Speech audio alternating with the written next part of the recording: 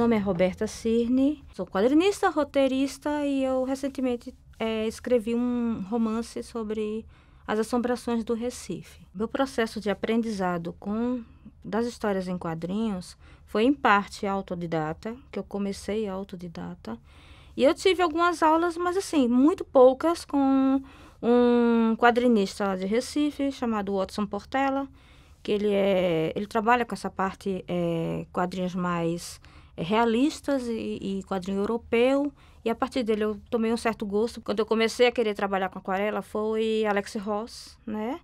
A partir de Alex Ross eu fiz fiz uma retomada do trabalho dele, né? Fui para Norman Rockwell, que também foi de onde ele pescou muito o trabalho dele, para Caravaggio. Eu fui estudando essa parte de iluminação, luz e sombra, perspectiva a partir da obra desses artistas, né? E na parte de roteiro, eu gosto muito, muito mesmo de Alan Moore, de Neil Gaiman. Então, eu fui trabalhando muito em cima do trabalho deles, né?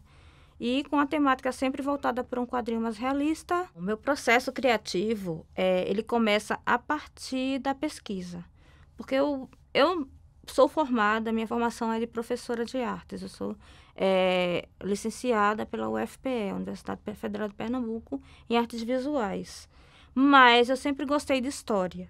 E eu passei um tempo cursando história, mas eu abandonei o curso e entrei em artes visuais. Só que eu gosto muito da parte da pesquisa, então para mim a pesquisa é essencial. Tem que começar lendo, descobrindo roupas, objetos cênicos, cenários. Então tudo isso é importante para poder compor a história. A partir da leitura da história, eu posso até mesmo chegar a uma história melhor, criar um roteiro melhor em cima daquilo. E aí, a partir daí, eu já passo para o desenho. Já vou para um layout básico. Do layout, eu passo direto para o desenho. Meu trabalho, ele começa sempre à mão. Eu não trabalho desenho com a mesa digitalizadora, um trabalho digital. Eu gosto de trabalhar com papel, eu gosto de trabalhar com nanquim, com aquarela. Quando muito, eu uso nanquim no papel, eu digitalizo a obra, a folha, e aí eu dou um tratamento digital nela. Quando é aquarela, eu dou um tratamento digital e já entrego digitalizada e com o tratamento da cor, né, ajustada no Photoshop. Quando não, eu uso a pintura digital em cima do nanquim, mas sempre começa com um trabalho à mão, feito à mão. Eu sempre tive um lado meio místico e eu gosto muito da parte folclórica como um todo. E quando eu era adolescente, eu jogava RPG com meus amigos. A gente costumava jogar Vampire, né? Vampiro à Máscara. E eu gostava muito da ideia do vampiro, do personagem vampiro, inserido em outros ambientes, né? E eu pensei, por que não colocar vampiros dentro do Recife, né? Só que eu comecei a pensar, não, por que eu vou enaltecer uma cultura que não é a nossa? Eu vou procurar coisas aqui dentro. Então, fui para o folclore no geral. E depois eu fui para o folclore local, porque eu percebi o seguinte: se você vai falar sobre saci, sobre cuca, se você vai falar sobre coisas mais genéricas que as pessoas estão mais acostumadas, você vai cair muito naquela mesmice. Eu vou falar de folclore, então, quem é folclore? É o saci, é o curupira, entendeu? E o folclore não é só o saci e o curupira.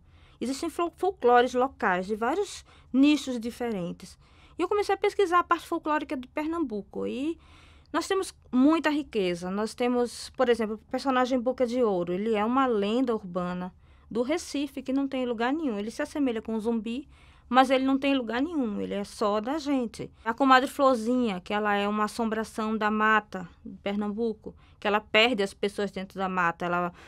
Você vai lá dentro para machucar um animal ou cortar as madeiras lá. E aí a comadre Florzinha, ela faz com que você se perca dentro da mata, assoviando. E ela, ao mesmo tempo, lhe açoita com um chicote de espinhos, entendeu? E você morre de fome e de sede na mata. Não é nada muito bonito, mas é uma coisa muito, assim, típica, né? Como se a natureza estivesse tomando a vingança para si do que estão fazendo com ela.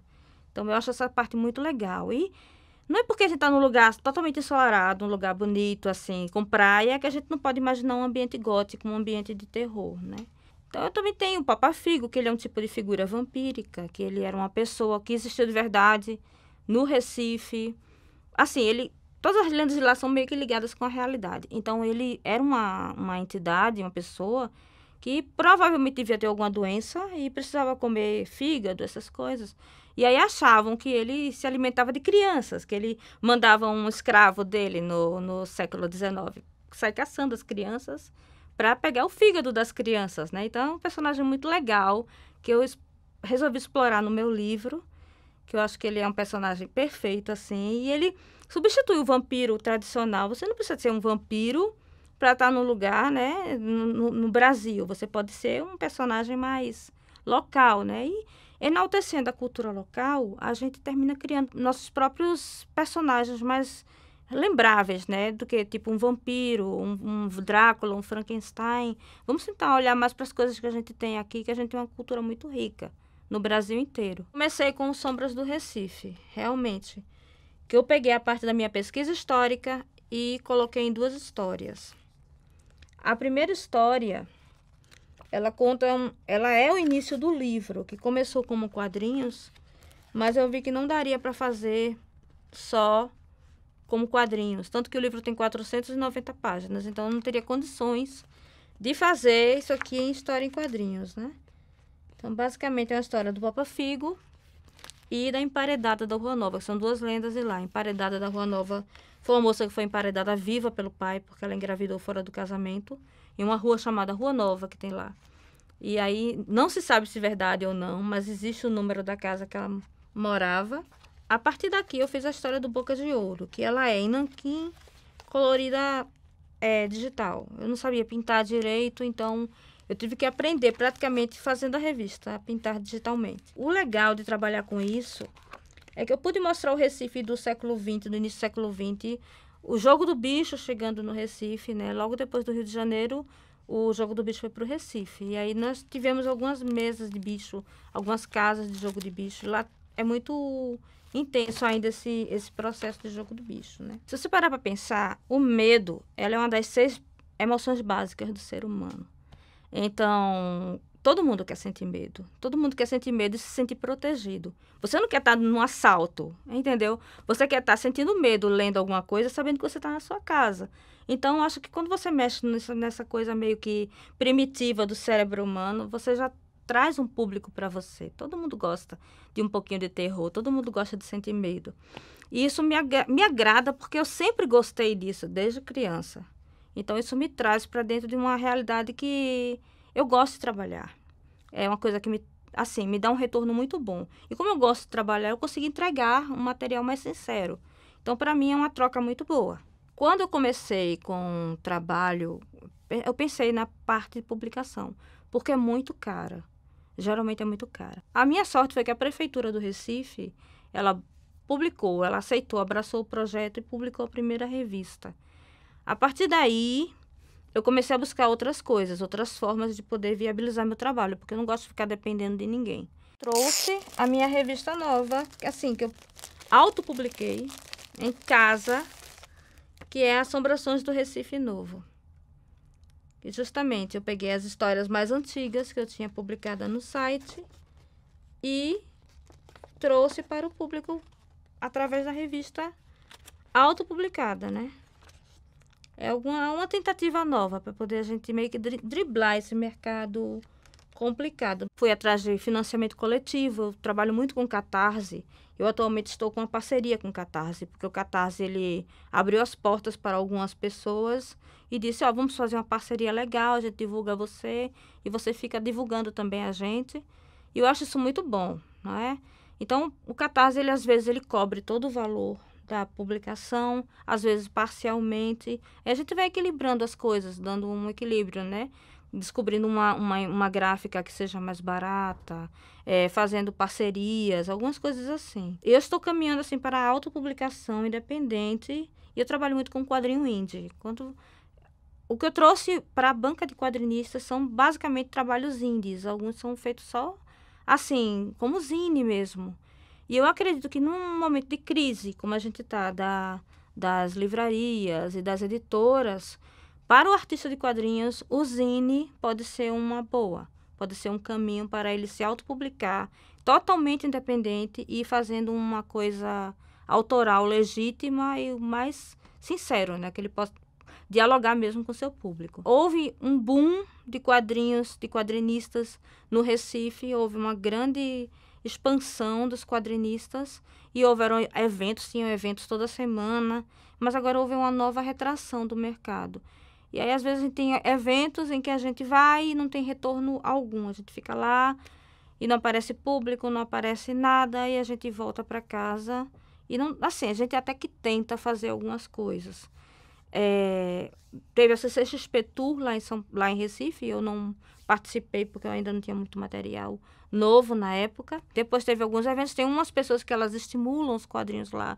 Por exemplo, o dono de uma banca de revistas chamado Odin, seu Orlando Oliveira, que ele tem uma banca de revistas, ele faz um evento de 6 em 6 meses, que se chama Feira Asgardiana.